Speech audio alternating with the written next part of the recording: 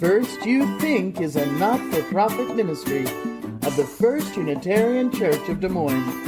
Support us at ucdsm.org today.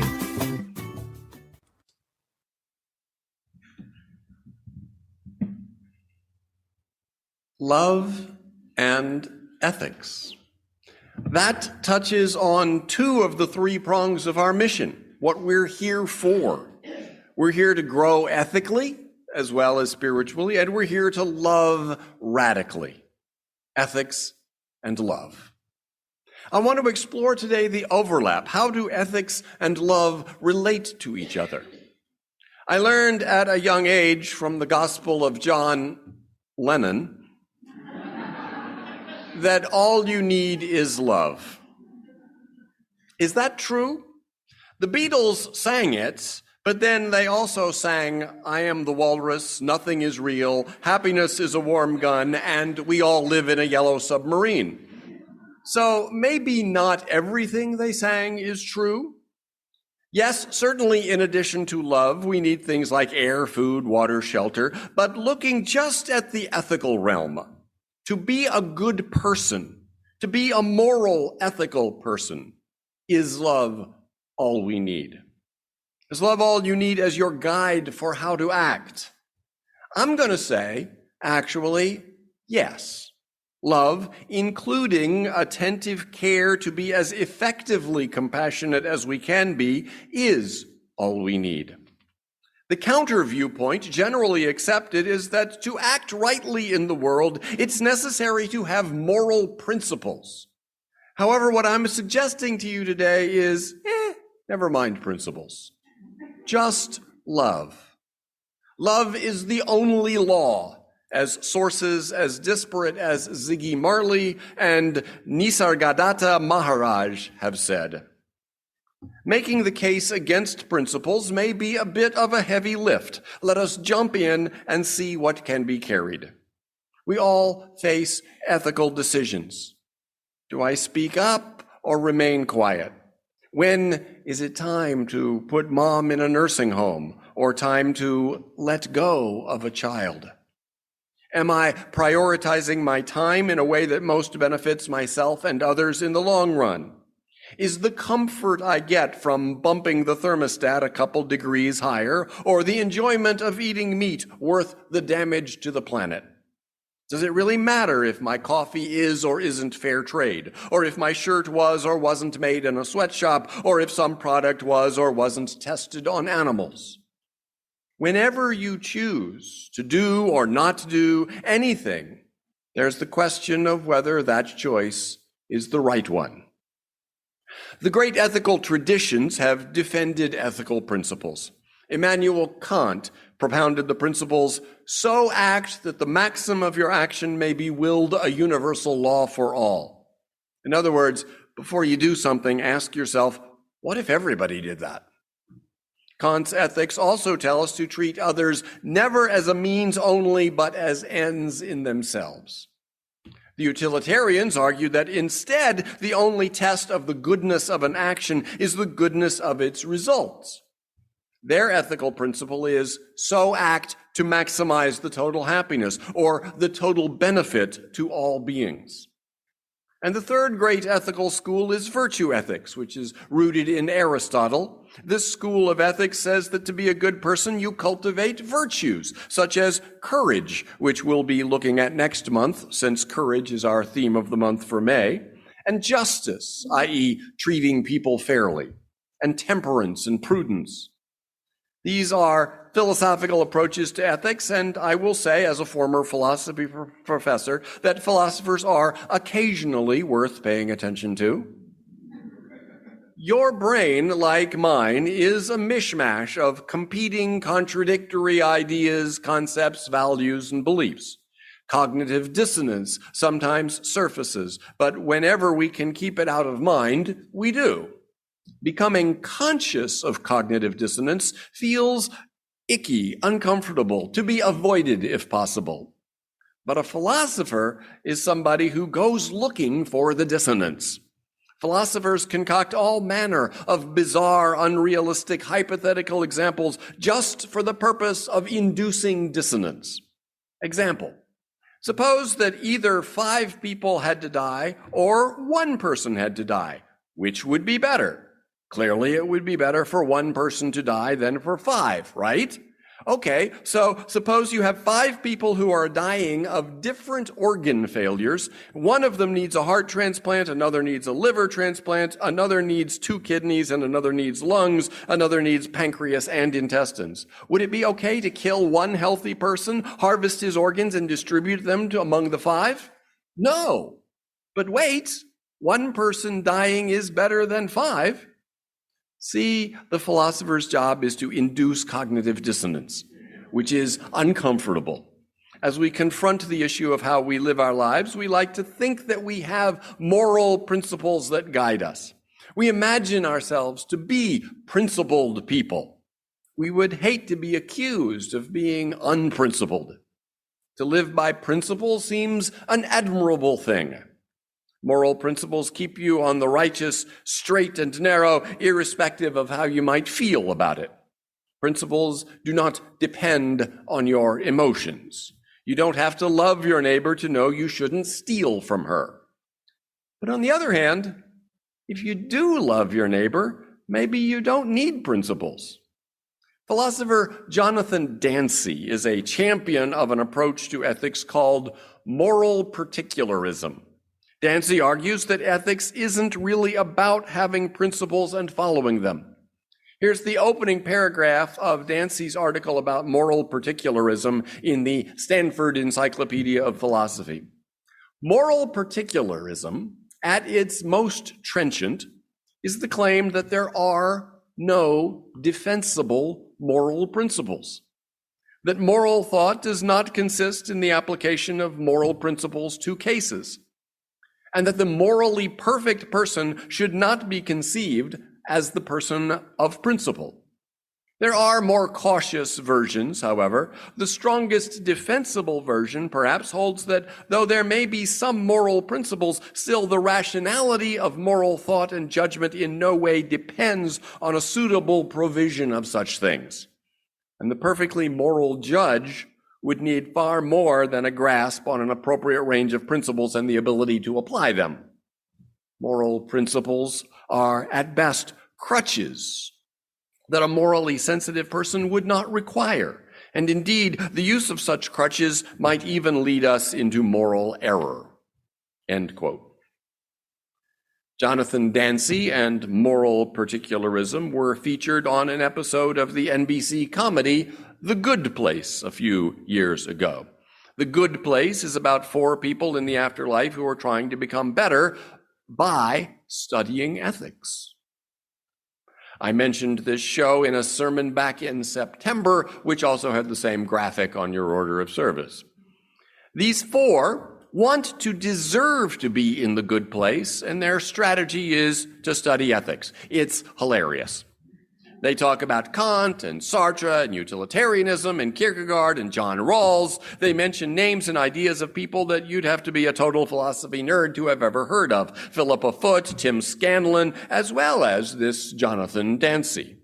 They talk about the scenario I mentioned of killing 1 person to save 5.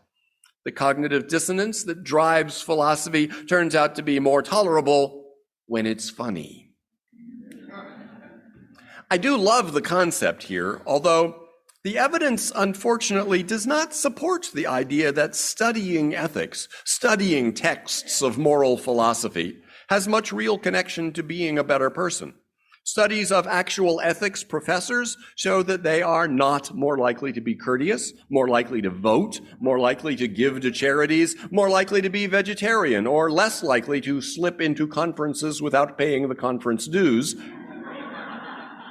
than any other academic. In fact, a survey of which books go missing from academic libraries shows that ethics books go missing more than any other philosophy books, matched in age and popularity. So, studying ethics may not help you be more ethical. Still, it might be the case that a life of learning in any field is apt to make us better people. Indeed, most of us feel that learning is in itself a component of a good life. The characters in The Good Place, seeking to become better people, might just as well have taken up the study of economics or chemistry. They happen to have chosen moral philosophy, and I guess that might work as well as anything would.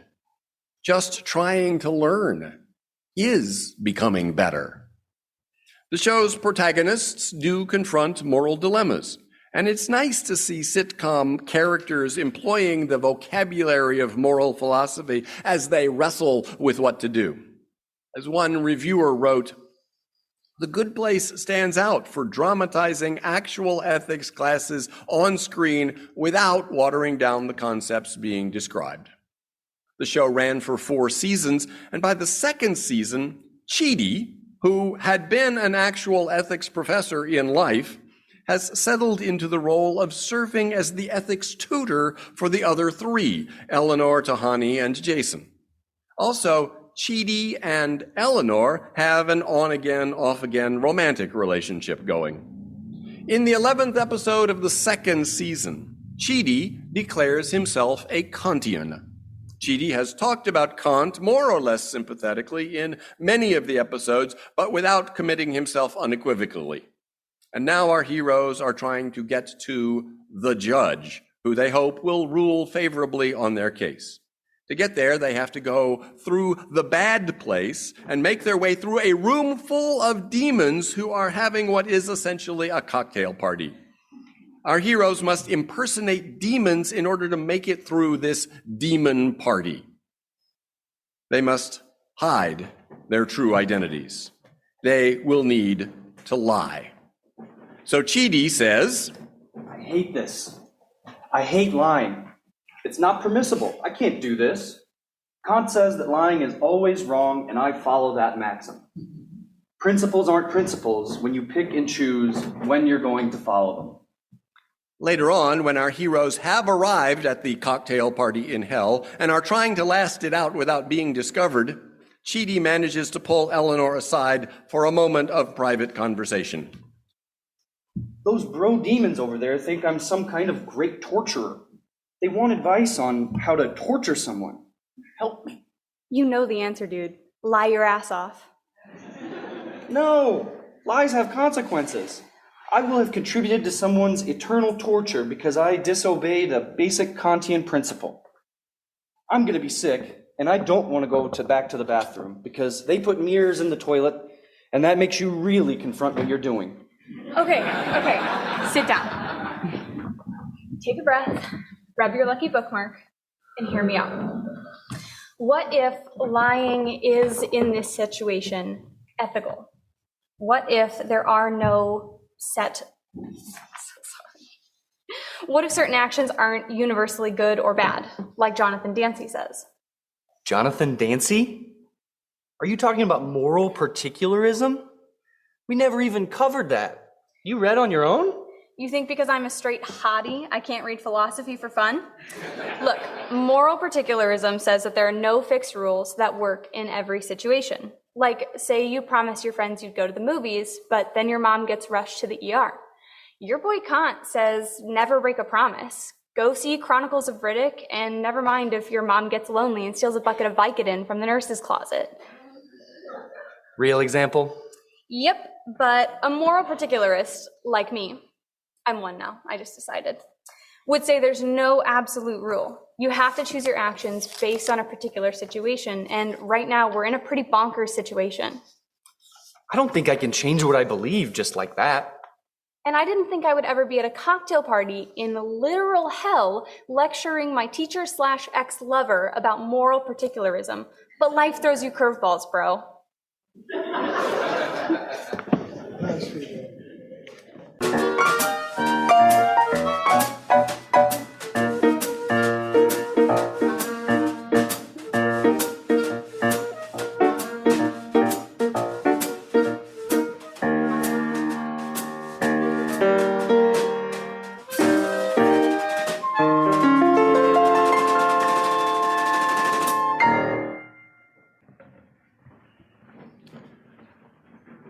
And life does throw us curveballs. And we get that there's something noble about the principled stand. That, as Chidi says, principles aren't principles when you pick and choose when you're going to follow them. But Immanuel Kant was just wrong. Moral principles can't be absolute. Generally, lying and breaking promises are wrong. The moral ideal is to avoid these as much as possible. But if you are a Gentile homeowner in Holland in the early 1940s and you have a family of Jews hiding in your attic when Nazi stormtroopers come around asking questions, it's time to lie. And as in Eleanor's example, when your mom has just been rushed to the ER, it's time to break your promise to see a movie with a friend at that time. Sometimes principles conflict with each other. The principle of protecting life or supporting one's mother in her time of need might conflict with the principles of not lying and not breaking promises. Conflicting principles can't all be absolute. Could the principles maybe be ranked in order of importance so that only one principle ranked at the top is truly absolute? And if that one is satisfied, then you move to the second, and if that is satisfied, on down to the third, and so on. When principles conflict, you follow the one that is higher ranked. The problem with this approach is that it supposes that satisfying a principle is an all or nothing thing. But principles tend to be variably satisfiable. There's a difference between saying something slightly misleading and telling a bald-faced whopper. We might protect life a little bit, or we might protect it a lot. So if a given action would violate the top-ranked principle a little bit, but not doing that action would violate the second-ranked principle a lot, then maybe it's the second principle that should govern in that case. And once we admit that possibility, then it's useless to try rank ordering the principles. Can we have principles without making them absolute or rank ordering them? Some philosophers take this approach, seeing moral principles as contributory rather than absolute. For example, in deciding what to say, contributory principles might be, is it true? Is it necessary? And is it kind? One might take the position that any two of the three is sufficient. If it is necessary and kind, then it need not be true. If it is necessary and true, then it need not be kind. And if it is kind and true, then it need not be necessary. Each of the principles contributes, but none is absolute, and they aren't ranked. The moral task is to balance the contributions of various principles that apply to the given situation. But at this point, are they really principles? Chidi says principles aren't principles when you pick and choose when you're going to follow them. But is pick and choose any different from balance the contributions of various principles? Pick and choose sounds capricious. And now I think we're getting at what's really at stake. We don't like to think of ourselves as unprincipled because we think of unprincipled as capricious or self-serving or both. And love is indeed the answer to both of these worries. Love manifests as care for others and a steady commitment to care. Caprice is what happens when we haven't found our way to or have lost our way from our commitments of care. Self-serving is being negligent about appropriate care of others' concerns and needs. It's a failure of love. What we mostly do, and that love attunes us to do better, is take in the details of the situation. Various details provide reasons for doing this or doing that, and when those details are seen in the light of love, including love for ourselves, then we are guided to respond in compassion and in care. Every situation is full of reasons, that is, details relevant for discerning how to respond. We need to attend to those reasons, but Jonathan Dancy's moral particularism says we don't need principles. What we know about human behavior is that by and large, in fact, we do not follow principles. Nor does talking about principles and declaring allegiance to them, studies find, make people act better. It doesn't stiffen up waning resolve, just as studying ethics doesn't make people more ethical. As Dancy writes, there's only one real way to stop oneself from distorting things in one's own favor, and that is to look again as hard as one can at the reasons present in the case and see if really one is so different from others that would be required of them is not required of oneself. This method is not infallible, I know, but then neither was the appeal to principle. Look again, as hard as one can, at the reasons present in the case. Pay attention. Notice. But what is the energy that we need for attending to the details of what's going on? We will be able to attend just so far as we care, so far as we love. Love this life. Love this world. Love each other, our fellow travelers. Love is the fuel for caring attention, and it is caring attention, not moral principles, that guides us in discerning what to do. As we love more, we pay attention more, notice more, and thus more fully respond, bringing more of who we are to more of what the world needs. All you need is love. All the world needs is your love. Our four protagonists in The Good Place, trying to become better people by studying ethics, do, over the course of 4 seasons, gradually become better people. But you will notice, if you see or have seen the show, they become better people through their commitment to each other, through their burgeoning capacity to love. All you need is love. All you need is love indeed. May it be so. Blessed be, and amen.